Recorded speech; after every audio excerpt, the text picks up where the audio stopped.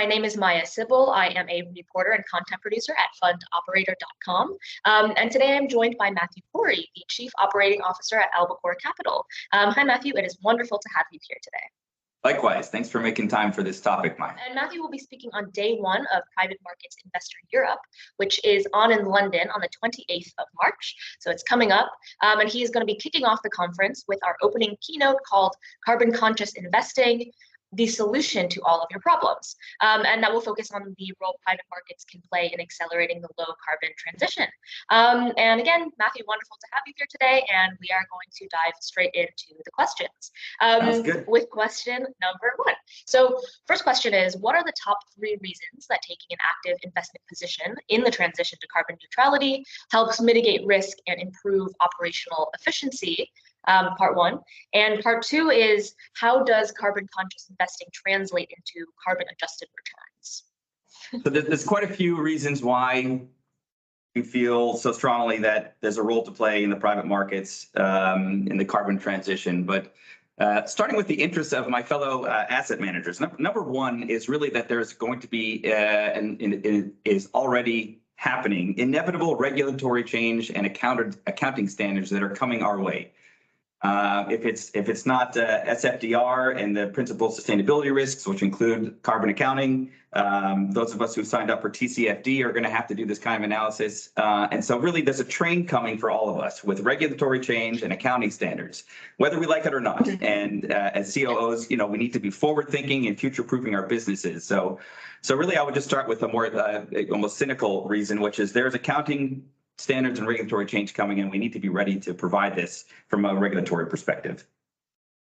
The second reason is, as COOs, we're always looking to engage our team and improve our systems. And being able to provide this kind of reporting demands some really important engagement and system upgrade. We need to be able to align our databases for reporting purposes, and also to be able to almost stress test those systems to provide analysis for companies that don't provide their own carbon footprints. And historically on a lot of ESG related initiatives, the challenge has been, well, we don't have the data. Well, our view is there are enough public companies, there are thousands of public companies that do give their carbon footprint.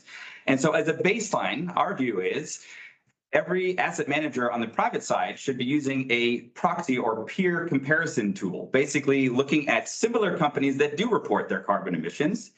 Do some kind of a scaling metric. If it's a small company, you can scale it up for size to your private investment. And by doing so, you can have really a baseline level of carbon emissions attributable to any portfolio. And so as a baseline, we feel like engaging your team and improving your systems is a really important reason that COOs should be looking at carbon conscious investing. Thirdly, and probably most importantly, is it's all about our clients. And clients, as all COOs can attest to, are asking increasingly detailed questions on ESG processes and procedures. Historically, you used to get a question like, do you have an ESG policy? Not anymore. That's not good enough anymore. Clearly, you need to have practices and policies and procedures and deliverables. And increasingly, that involves quantitative, data-driven reporting. And so for all of us who are COOs, clearly clients come first, and it's very clear to us that clients are going to demand this kind of reporting. As a bonus 4th reason, just to put it out there, and it's a little bit more for the future, but there's quite a bit of analytical work you can do on the investing side, on the risk management side, where you can stress test your portfolio for the cost of carbon mitigation, but we'll park that one for now. Wonderful. No, that was great. That was very in-depth. And it'll take us nicely into our second question, which is we're going to hone in on the topic of offsetting a little bit. And my question to you is, what role do offsets play in carbon conscious investing now? And then what role do you think they might play in the future? If we could make predictions. Yeah. So to set the stage, I guess, a bit on offsets. When I think from, let's say, Act 1, Scene 1 of the conversation about the carbon transition, the acronym I have is actually UMM. Something that we all maybe think to ourselves when we get questions about the carbon transition. And it stands for understand, measure, and manage. And it needs to be kind of in that order. If you do that in the wrong order, I think people maybe get a little bit distracted. But the first thing that we all need to do is to understand the science and the technology around carbon and climate change. Climate change is a much bigger topic, but the role of carbon in climate change is much better understood than maybe other elements of it. So I think it's on all of us to kind of understand the basic science of carbon and climate change and understand the technology that we use around measuring carbon footprints. The second M is then to do that measuring. And it's our view that in the asset management industry, if there's one thing that we know we are best positioned to do because we know what's in the portfolios, we can ask companies for their own carbon footprints, and then we can do peer analysis to attribute carbon footprints on the other investments that really, and this is our big focus for this year, asset managers should be doing the measuring.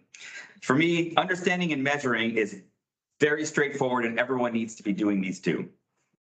Once you get to the second M, which is managing it, much more complicated. There are obviously mitigation steps you can take. Obviously, in many ways, the healthiest way to manage the carbon footprints is to use less carbon.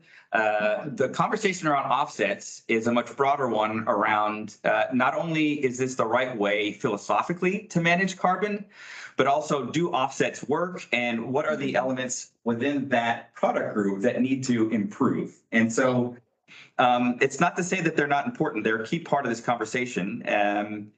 In fact, we really feel that financial industry participants have a key role to play in the evolution of offsets. We are good at some of the very important elements of seeing that product evolve: accounting standards, assurance, standardization, regulation, reporting, the portfolio approach, relative value. These are all things that we're familiar with as members of the financial community. And if you look at what the early stage challenges of the offsetting market have showed us, it's that we need more of all of the above. And I think the financial industry, in particular on the private market side, are very well set up to play an active role in improving offsets as a tool for that second M for management. Wonderful. Yeah, no, that's great. And our next question is going to take us, we're going to zoom out a little bit.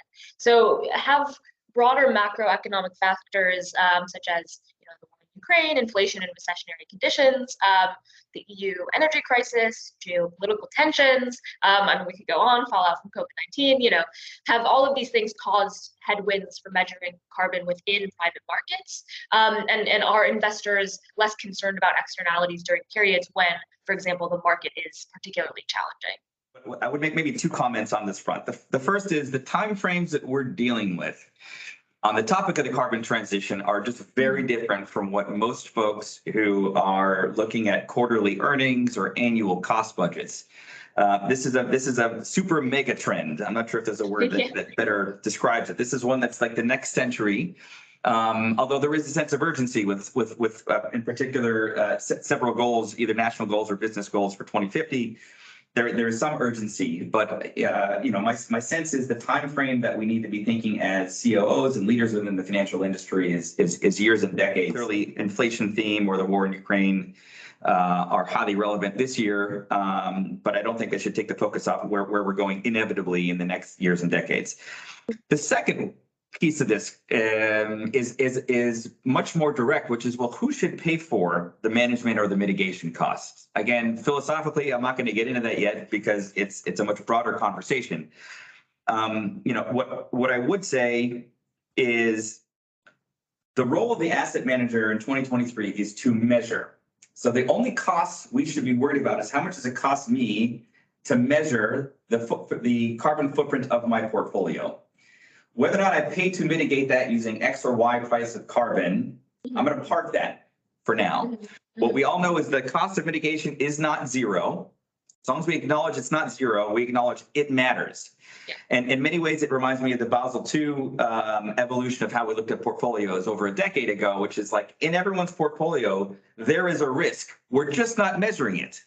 So my view is there's not really a counter argument to should we measure it. We need to measure it. How we manage it and who bears those costs, I'm comfortable parking that for another day. But as a baseline, it's on us as asset managers, in particular in the private markets, because we have sometimes a bigger challenge in getting that information to measure the carbon footprints of our portfolio. For me, that is not a cost that we can point to inflation or the war in Ukraine. It's a cost for us. It's some time and a little bit of training. And as I mentioned in my first answer, it's inevitable. We have to do it. So why not start right now? Wonderful. And that will take us nicely into our final question, which hopefully is a little bit, it's a little more personal, just about your role as COO.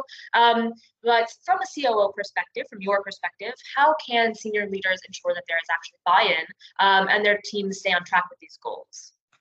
You often think of operations in a more technical way, managing costs or efficiency of, the program. Ultimately, a company, in particular, a financial company, is just a bunch of people.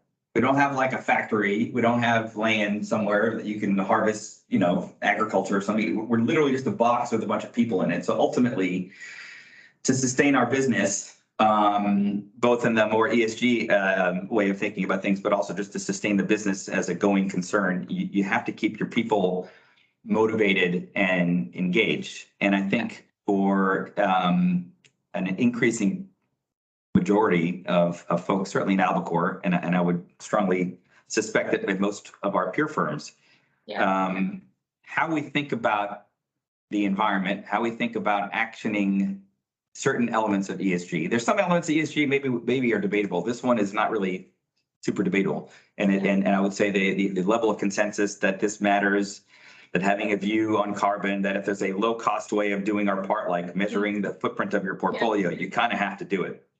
So for me, it's about continuing trends that we're seeing in the workplace, which is what's important to the people, which relate to increased quantifiability, detail, and deliverable on the ESG front. That it's not just having a policy, that it's actually delivering on something visual, like the stack of reports that we now provide to our investors on carbon conscious. So for me, this all relates to people leadership, and engaging our teams so that they know that we care about this stuff and that we can have actionable, measurable impact.